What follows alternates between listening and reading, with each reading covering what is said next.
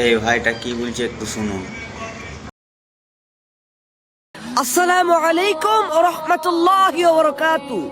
সত্যের বাজারের পক্ষ থেকে আমি ছোট ভাই সত্যের কণ্ঠে আল আমির। আজ আপনাদের কাছে আমার দুটি কথা, দুটি চাওয়া পাওয়া এবং কিছু দরখাস্ত রইল। এই কথাগুলো মানার চেষ্টা করবেন। ভাই দেখেন, দুনিয়ার গোলামি আমরা ঠিকই করি, এই দুনিয়ার গোলামি আমরা কিন্তু করি। আপনি চাইলে কিন্তু দুনিয়ার গোলামি করতে পারেন, তবে আপনি চাইলেই কিন্তু আবার আখিরাতের গোলামিও করতে পারেন। হ্যাঁ, কোন গোলামি আপনাকে জান্নাতে নিয়ে যাবে আর কোন গোলামি আপনাকে জাহান্নামে নিয়ে যাবে। যে ব্যক্তি দুনিয়ার গোলামি করেছে লিমিটের বাইরে, সেই কিন্তু তার আখিরাতকে মাটি করতেছে।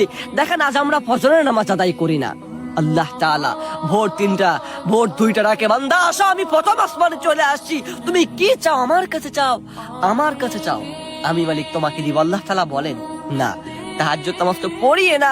তো মসজিদে ইমাম সাহেব বলেন কিংবা মুয়াজ্জিন সাহেব বলেন, তারা ডাকে, আজান দেয়, হ্যাঁ, যে আসুন, সফলতার দিকে আসুন, হ্যাঁ, নাজাতের দিকে আসুন, আল্লাহ মহান ডাকতেছে। আর আপনি ঘুমাচ্ছেন। আরে ঘুমান না, এই ঘুমই হইতে পারে আপনার শেষ ঘুম, এই ঘুমই হতে পারে আপনার জীবন ধ্বংসের কারণ। যে ঘুম আল্লাহ তাআলা রহমত স্বরূপ নাজিল করেছেন, সেই ঘুমই কিন্তু আপনাকে জাহান্নামে নিয়ে যাবে। এটা আপনি মাথায় রাখবেন।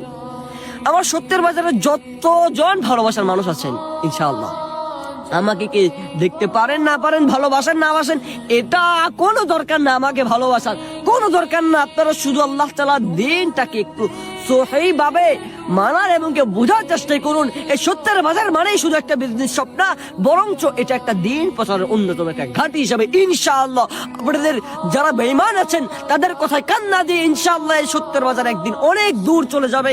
দিন প্রচার করতে করতে, সত্য প্রচার করতে করতে নাম কিন্তু এমনি হয়নি সত্যের বাজার। সবার কাছে আমার অনুরোধ, প্লিজ ফজর নামাজ আদায় করবেন, জোহর নামাজ আদায় করবেন, আসর নামাজ আদায় করবেন, মাগরিবের নামাজ আদায় করবেন, এশার নামাজ আদায় করবেন। হারাম খাবেন না, হালাল খাবেন। মানুষের সাথে সদ্ব্যবহার করবেন, মানুষের সাথে কখনো 2 নম্বরই করবেন না, মানুষের সাথে কখনো বেঈমানি করবেন না, মানুষকে কখনো আঘাত দিবেন না, মানুষের হক কখনো মেরে খাবেন না, মানুষকে এমন কোনো কথা বলবেন না যেটা তার হৃদয়ে আঘাত করবে, তাকে কষ্ট দেয়। মানুষের সফলতা নিয়ে কখনো হিংসা করবেন না, বরঞ্চ ইনশাআল্লাহ দিনের পথে ফিরে আসার চেষ্টা করবেন ইনশাআল্লাহ। এটা আমার কয়েকটি দরখাস্ত কথা আপনাদের কাছে। যদি ভালো লাগে, মন চায়, কথাগুলো রাখতে পারেন।